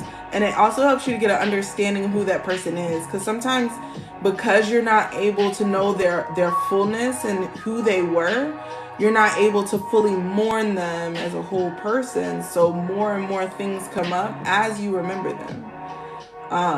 But the more and more that you tap into your truth, the more and more y'all will be connected. I'm hearing that like there were some things that you used to do as a child that really, really like fascinated you, and your mom used to always be like, your dad was into stuff like that. And he said that like a lot of the times like he would in spirit be there with you doing that stuff with you, just because it's like, yeah, I fuck with this shit. Like, but do you be you, you know what I'm saying? Don't keep the stipulations. I feel like it's okay if you want to get a white candle and put a picture of him by it and some water and just talk. Just be like, what's up? I just want to connect and understand. I want to heal, but I also want to know you, you know? And I want to know you now, however that looks. You know what I mean? Because someone else could have known him when he was here and have a completely different experience than who you'll learn to understand, because he's now has a full understanding of the sovereign soul that he is, so he can help you understand the sovereign soul that you are, and how not to make the same mistakes. Christina Chama, what's up? So yeah. Yeah. Happy Thursday. I'm just like, I feel like I really wanted to talk about that elephant in the room, especially with the kids. Like, that's something that's been on my spirit for a minute. And it's something that I've really just been sitting with, because I want to make a nonprofit to help people who are homeless. And I find that the parental structure of those people, or the parental structure of meaningful people in their lives, created a lot of havoc. So it leaned on them in a very destructive way, but we don't have to recreate those circumstances for the people going ahead. And like, when we try to heal others and project our light to others. Hey, hearing funny stories of my siblings and mentioning my father so casually is so weird sometimes. I feel like in those moments, like, it's kind of like they're talking about, it's like an inside joke, but I think maybe just tap in and just like appreciate the moment that you're able to experience him through their memories. Like, with my grandma, like, whenever I talk to like one of my aunts or my uncles and we're talking about her, it's like in that moment I'm able to discover a completely new aspect about who she was as a person that I was never able to experience because of the role that she played for me and the role that I played for her as her great-granddaughter and her as my great-grandmother, you know? And that kind of gives you a little bit more knowing and understanding about the complexity of people. Homeless people are often overlooked. It's quite upsetting that our society, that we choose not to see them. Yeah, that really bothers me. And I think because I've dated someone who was habitually homeless, like, I really have like a deep connection with them, and I find that they're overlooked in a way, and there's a part of them that starts to feel like they don't matter, and because it's harder for them to. I'm a slow typer with these convos, for real. It's hard because it's like it gets so deep, and like, with homelessness, like, I want to be like, I've gotten like severe amounts of like downloads about how to actually create societies and like reintegration programs, and like how to help people that are homeless. And like, I've been building those skills for years, and it's like I'm just now getting to a place where I have a fuller understanding of what it means to be homeless and the different types of homelessness, because there are a lot of nonprofits that help a certain kind of homelessness, but then in a certain area it's not there. But it's like there's not a program that helps the sufficiency of the entire problem. And I feel like that's why Spirit keeps giving me these downloads about it. And it's like, I haven't really figured out exactly what to do, like where to start. But I have an idea. Like, I have like an entire journal, like pages and pages of like how and when and why and creating. And I think it's just because the idea is so lofty and it has a lot of startup costs. Like, I haven't figured out how to really like start it. But I have all the information. I feel like, but Spirit was telling me like it's just not yet the right time. They were telling me like I'll learn how to create wealth, and then I'll be able to like do it. The fact that some cities have anti-homeless setting, like making benches not be used as a tent bed. Yeah, I kind of feel like every city should have a place where, like, if you're homeless, like, you can go to this place and, like, get on your feet. Like, that's something I feel like should be available. Like, but what I've realized is that the way that America is set up right now, we're set up as a working society. We're set up as a hustle society right now. And the problem with that is that we don't talk about ease. So there are some souls that come into the world and they're not meant to work hard. They're actually people that they have great ideas and they're great manifestors, but they're not executioners. And so what they do, these types of people who, when they're able to excel themselves out of that desperate place of not being there, thank you.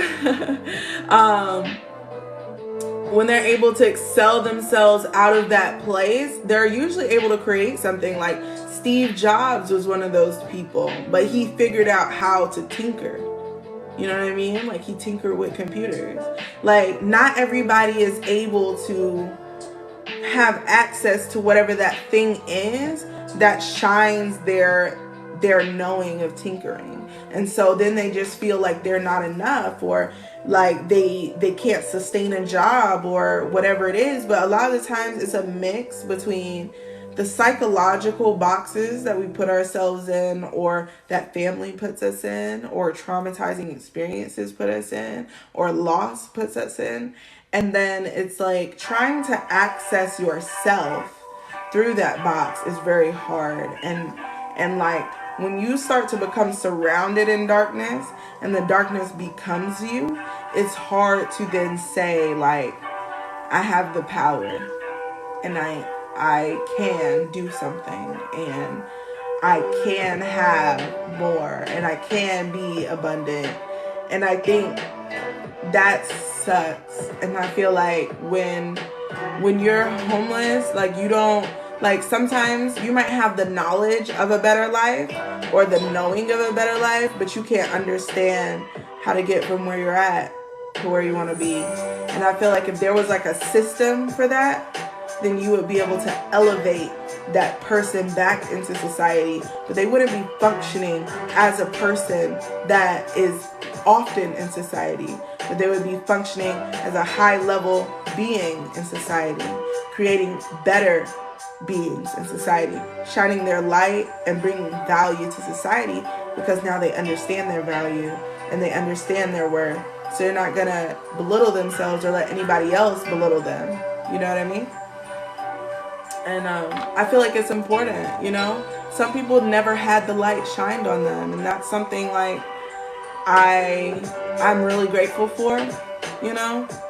I'm really grateful for being even able to have that experience, because I have family members who they didn't get that light. And it's like when they're around me, they feel like they have to take something from me because I have what they don't. Not in realization that they don't have to take anything from me. I'll willingly give them the light and speak with them and love on them so they could get to the same place.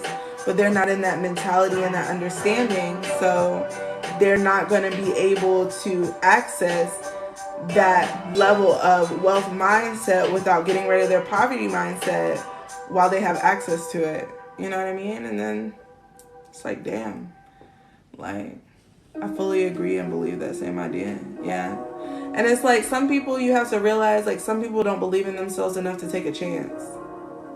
And so, like, I'm really a firm believer in creating the ideal and then walking toward it. Like, not saying I am the ideal and then trying to do it right now, because even like you can do aspects of the ideal because they're available to you. But not everything that this ideal person that you see in the future as yourself is available now. But what you can do is you can attract that availableness and the doors will open. And then you'll be able to like boom, boom, boom, boom, boom, boom, boom, boom. And you're there. What's up, Auntie Peachy One? What's up, girl? Happy Black History Month. You know what I'm saying? I really just like we've been talking here just about like how, you know, we are sovereign beings and being able to break out of the constructs of who we used to be and who we are and the labels that we have so we could be a greater version of us. Nothing much likewise. That's dope. So I kind of just, that was what I have for y'all. And I really enjoyed this conversation. Like this really like tapped in for me because I wanted to have a full understanding of who I was so long ago. And it took me a long time to accrue this understanding that I was telling you guys about how we can become a sovereign soul, how we can love on the people that we love in an unconditional way and shine our light on them and teach them the spiritual concepts of how they don't have to be stuck in a box growing up, how they can unravel that before it begins, and how they can take themselves out of it if they're already in it, how they can elevate themselves and take control of their full reality. Because as a source being, you are source, you are elevation, and you can create whatever it is that you want. And like the truth and reality of it all is that you're free. You're free to do and be as you are, where you are. And I think that a lot of people take this freeness for granted. This was very enlightening. The talk of alchemy and the deep convo of life. Yes, I'm glad that it, you know, that seed is planted for you. Water it well. If you're not already subscribed to me, I encourage you to subscribe so that I can feed more of this shit to you, so your mind can open more and you can become an even more elevated, captivated spiritual being, right? I'm always infusing alchemy with the understanding of the channelings that Spirit, Yeshua, Melchizedek, Yemaya, I call her Mami Wata, Shango, all of my spirits speak to me about these concepts. I have like a panel of angelic spirits that I channel light language from. And that's really new to me, and they give me downloads every once in a while about what to talk about. And so I've just kind of been coming into my own on this, and so I hope to reveal more of you to yourself, because the only reason why you're here is that you see yourself reflected in me, so that you can tell yourself things to yourself about what you need to know about yourself and where you're going. So I love you. This appreciate that you teaching others your knowledge. For sure, some people don't have access to this. I know, like, I didn't have access to it. I really had to dig in to discover it. And it took a long time for me to even understand what I was discovering. And so even just a little bit, a little bit of this, a little bit of that, it creates an understanding over a period of time. I became like a Melchizedek healer. And what I understood through that was there were parts of the Bible that I never understood. And I realized, like, just being in the South, I realized, like, wow, Jesus was an energy healer. Like, the line of Melchizedek, you're learning how to transmute alchemical lead of people, their sadness, their pain, the things that they're going through into light. into prosperity, into greatness, into becoming who they're meant to be. He didn't just heal people. He changed the way that they exuded their light, and they became a beacon like he was for somebody else. Hey, what's up, babe? How are you? I hope that you are well. And I just want to send blessings to all of you. All right? You are a sovereign being, a beautiful, amazing being that is here on this planet now to do what you do, boo. To accomplish your biggest task, to do your mission, to shine your light on others so that they feel permission to shine theirs. So that infinitely we're all shining light, and we're creating a portal of light, of divine unconditional love throughout the planet, throughout the planetary grid, to rid our planet of the darkness that has infested us, so that we can become even greater, even better than before, so that we don't continue to repeat history every 20 years, but we continue to elevate ourselves every 20 years. The earth is cyclic, so understand that with each cycle, things get better. Do you want to be on the better side of better, or the downside of kind of better? I've been studying stocks, and there's like this saying, like, you have higher highs and higher lows, and then you have higher lows and lower lows, right? So if that's you, just know sometimes you high, baby, what's up? Sometimes you high, you feeling good. And sometimes you're even keel. I'm at my higher low. And sometimes you hit that low, baby. You hit that lower low. Ooh, it's hard out here in these streets. But I'm still scraping by. I'm still doing what I gotta do. And then sometimes you feel like you up. You at that higher low, right? You at that higher low. But you know what? Whenever you get to a higher low, you can always tap in to that lower high, to that higher low, right? So you're at a higher low, you can tap in to that lower high, and then your higher high. Hi. Hey, not doing a list today. It's wild that you caught me today, baby. I just got on to do like a channel message. I'm so sorry. I don't even have my channel open for readings right now, but I will be back tomorrow. I'm going to do a collective reading. We're going to do a collective ancestor reading. Those are my specialty. And then after, I'm going to be doing some pendulum questions. So if that's something that you want to do, you can show up and ask your questions. I suggest that for the people that just, want to talk about something tomorrow, to prepare maybe 2 or 3 questions that have to do with the same thing, okay? The same thing, so that you have follow-up questions that you know you want to ask. And I think I'm going to do that in the evening. Tomorrow morning, Spirit has another message that kind of is in alignment with this one. So I'll be on talking about that in the morning. I usually get on around 9 to 10, 9:30, 10 o'clock.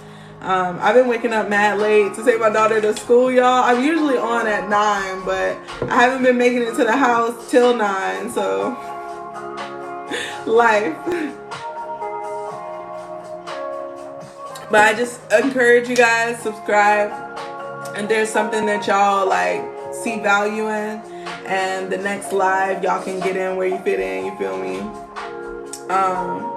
And then I want to just tap into those of you who will show up on the live in the morning tomorrow to, in the morning, I want you to ask yourself, what is it from this live information that I received yesterday? How can I apply it to my life? And how is it going to make me better? So that you can, because right now you've given the information. Y'all are probably about to go to sleep, right? Well, I don't know. It might be daytime where you're at. It's 11:30 for me. So when you get ready to go to sleep and you sleep through that time, your subconscious tinkers through the information so that it can apply it to your life, So when you wake up in the morning and you ask that question, what you're doing is telling your subconscious mind, I want to use this information for something to better myself. And before you go to sleep, ask yourself, how can I use this wisdom to better who I am? You don't need an answer right away. You just need to ask the question so your subconscious can work on it tonight. And then when you wake up in the morning, then it says 10 p.m. over here and wide awake. Baby, so I bought my boyfriend a new PS controller and I thought his was broken, but it wasn't. So y'all, I did not know I could play Minecraft with this. So that's what I'm about to go do. I have like an hour before like I have to go to sleep. So I'm like, I'm definitely about to play some Minecraft with a controller and see like what that's like, because I'm used to playing Pocket Edition on my phone. But yeah, so like I give you guys like amazing gratitude. Tap in and always use your subconscious. Okay, Spirit wants me to say this too. Oh my God. Okay, y'all. Okay. So they're saying, while we're talking about the subconscious mind, anything that you're trying to attract, anything that you said that it is that you want to manifest, Spirit wants you to know that if you tap into your subconscious mind before you go to sleep tonight, and you ask your subconscious mind, how can I A, B, C, D, E, F, G? Okay, I guess this is also for me too, right? I was just talking about, okay, so how can I A, B, C, D, E, F, G? And then just go to sleep. Don't look for an answer. Just ask your subconscious mind. If you don't have the answer through the day tomorrow, before you go to sleep, ask yourself again. What you're going to do is you're going to keep asking your subconscious, and throughout the day your subconscious will be acquiring information based on the matrix. Spirit is like, let them know that their subconscious is like an AI inside of a computer. So whatever you task this AI to do, it is then going to start computing to figure out the answer. Okay? And your subconscious is not like Siri and says, I don't know, or I couldn't find the answer. Okay? Your subconscious gonna come back in like 2 months and be like, I got it, baby. I have figured it out. This is what you're gonna get downloaded with the information all of a sudden. It's gonna be like, this is how we're gonna do it. Pick this shit up. Start doing this and do this and do this and do this, and we're gonna move forward. And then we have momentum, honey. So then you're gonna be more access to more information, and you're gonna be setting goals and asking more questions. Your subconscious gonna be like, I got it, honey. A, B, C, D, E, F, G, H, I, J, K, L, M, N, P. Okay, now we need to rise up another level. Let me see. Ooh, more information available. There we go. There we go. There we go. There we go. There we go. I got it. Let's go. We're almost there, honey. Let's go. So like Spirit is just like, tap into that. I'm getting more confident knowing this information now. Yes. Like Spirit is like, tap into that subconscious, because that's what's going to allow you to kind of like use your vessel. Like I think Spirit just wants to make it clear, like some people don't understand that your vessel is like a machine, and it's like, think of your vessel like an organic robot, and like your mind as the computer that has access to quantum amounts of information. Okay, and you are the spirit. You are able to tap into that, and you are able to use this machine to function through reality, and then you're able to use the mind to access the quantum realm to create your reality within the vessel, right? Not only are you the character in the game, but you're also the character that has the ability to be an administrator in the game and create new tools within the game, right? So you might not be the game developer like God is for, say, for example, Minecraft, but through the information that you have through the internet and cheat codes, right, you're able to then go and find all the recipes to create what it is that you want and then do it. Yeah. Like Minecraft, for real. Y'all, Minecraft teaches me so much. I get so many downloads while I'm doing Minecraft. Like, I made like I get so much information. I made like 2 bases, right?